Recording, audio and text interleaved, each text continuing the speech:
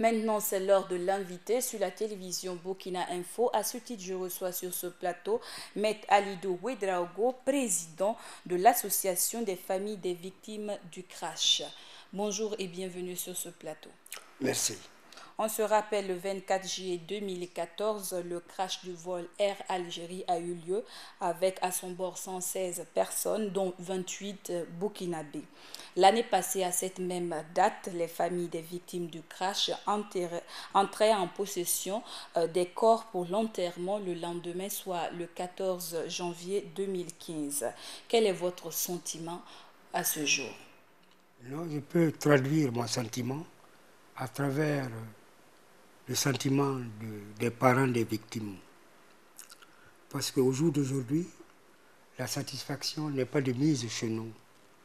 Après beaucoup d'engagement, beaucoup de recherches et beaucoup d'insistance, nous avons pu effectivement avoir les corps des victimes que nous avons ensevelis le 20 janvier. Il reste la question principale et nodale des restes qui ne sont pas livrés malgré notre insistance. Et toutes les associations des victimes, des parents des victimes insistent et ont insisté auprès du gouvernement malien, du gouvernement français. Au niveau du Burkina Faso, nous avons écrit aux autorités de la transition, nous avons saisi les associations des droits humains au Mali et dans le monde, Amnesty, la Fédération internationale des droits de l'homme, pour entrer en possession de ces restes. Mais jusqu'à présent, nous ne sommes pas satisfaits de l'attitude du gouvernement malien qui refuse de nous les rendre. Donc à ce niveau, les parents sont consternés et nous allons dès à présent qu'au Burkina Faso, la transition est passée, le président est élu, le gouvernement est formé, nous allons reprendre notre bâton de pèlerin et insister pour l'obtention de ces corps. Du côté justice, la procédure est lancée parce que nous avons pu pourvoir toutes les familles de défense, des avocats, et les procédures ont commencé. À ce niveau, les indemnités provisionnelles aussi ont été données aux parents, cela aussi est achevé. Mais au total, nous ne sommes pas satisfaits jusqu'à présent du contenu des différents rapports qu'on nous a livrés à Bamako et à Paris. Parce qu'en fait, ils ne contiennent rien de tangible et de précis. En parlant du rapport, qu'en est-il des causes, voire des responsabilités dans la survenue du crash? Oui, au total, les parents sont convaincus, malgré ce qu'on peut dire, qu'en fait, on a affrété un cercueil roulant pour amener les nôtres à la mort. Nous avons tour à tour mis l'état de l'avion, l'absence de fonctionnement de la boîte noire, la fatigue profonde de l'équipage, qui a fait plusieurs rotations entre Paris, Alger, Ouaga, Paris, Ouaga, Alger, Paris, et également la négligence, l'incompétence même de l'équipage. Et en fait, on nous a contesté cela, mais au total, on semble s'acheminer vers cela. De ce point de vue, je veux dire en fait que le problème de l'état de l'avion, la négligence de l'équipage et la fatigue ont été en fait peuvent être retenus comme les causes principales du crash de cet avion Air Alger. Et il nous faudra faire la lumière dans ça, parce qu'on nous a promis le rapport en décembre, et en dernière minute, on le promet maintenant pour le mois de février. Nous restons vigilants et nous attendons. De report en report, qu'est-ce que cela implique alors pour les familles des victimes?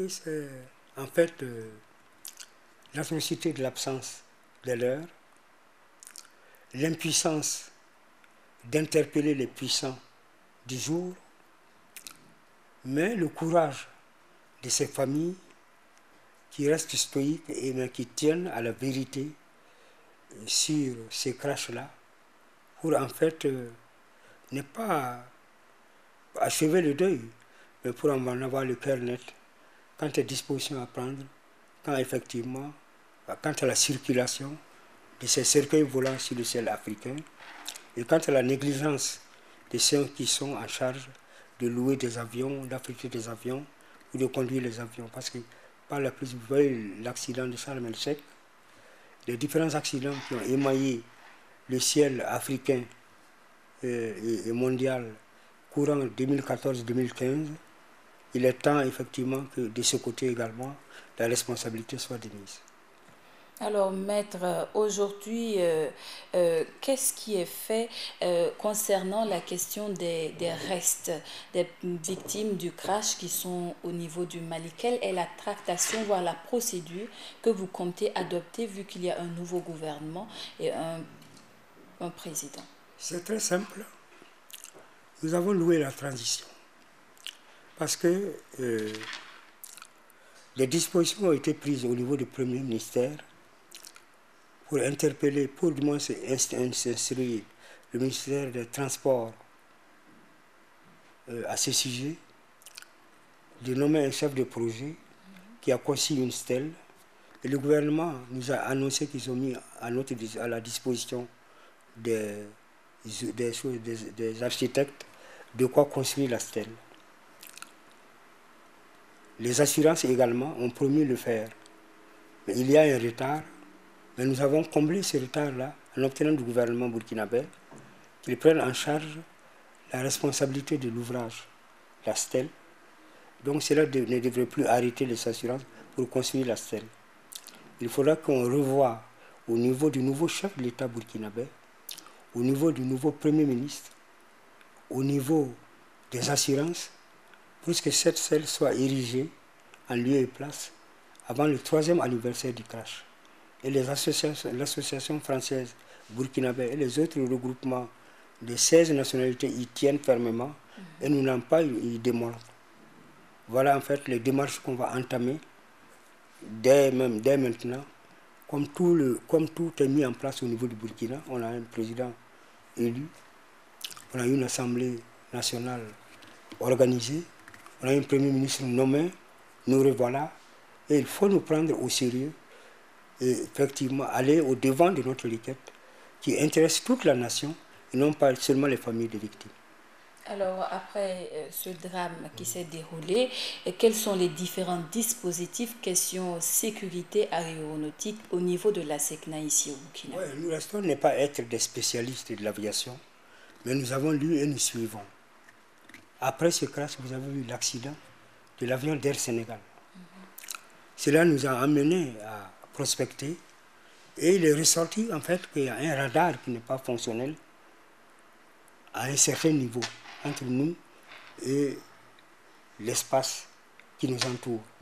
Il est normal qu'on regarde ces petits détails-là ou ces grands détails-là pour éviter qu'on connaisse effectivement des drames du genre qu'on a connus. Parce qu'on ne peut pas souhaiter cette situation même à son propre ennemi.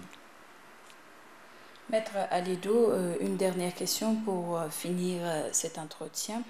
Vous avez parlé du dossier en justice, vous avez parlé tantôt de l'indemnisation des familles des victimes. Est-ce qu'à ce niveau, toutes les conditions sont remplies? Non, maintenant, de toutes les manières, il y a une chose qu'on ne peut pas nous dénier, l'association avec le barreau de Ouagadougou, également les avocats du Canada, les avocats français, les avocats américains, les avocats de Syrie. Et là, en fait, les pays concernés, tous ceux d'Égypte, ont pris des décisions, ont pris pour effectivement que toutes les familles soient représentées devant les juridictions. Et les juridictions appropriées ont été saisies. Il reste maintenant à suivre la procédure. Ça coûte cher, mais ce sont autant de questions qui seront mises dans la balance et posées aux nouvelles autorités du Burkina Faso pour que effectivement ces procédures aboutissent. Parce que nous avons saisi les juridictions du Burkina, principalement de France, qui nous a dénié un premier temps de les saisir parce que les victimes ne sont pas français, ce qui nous a étonnés parce qu'il y a des accords de coopération judiciaire entre la France et le Burkina. Donc de ce point de vue, cela ne devrait pas se poser. Mais qu'à cela le tienne, le gouvernement espagnol nous a écrit, le gouvernement burkinabé nous a transmis les écrits du gouvernement qui nous disent de saisir les juridictions espagnoles pour faire la lumière sur ce crash, parce que le gouvernement espagnol a déjà saisi les juridictions. Ce qui montre qu'effectivement, le gouvernement espagnol a pris ses responsabilités et nous allons tout faire pour que les autres pays prennent leurs responsabilités sur ce plan. Et nous sommes donc sur ce plan-là. D'accord. Merci beaucoup à vous, Maître Alidou. Merci d'être venu sur ce plateau. C'est moi qui vous remercie. C'est tout pour cet entretien avec Maître Alidou Ouedraogo, président de l'Association des familles des victimes du crash. Entretien qui met fin au journal de 13h sur la chaîne Burkina Info. À tous ceux qui nous ont suivis depuis Gawa et partout ailleurs dans les 45 provinces de Burkina, en Légui.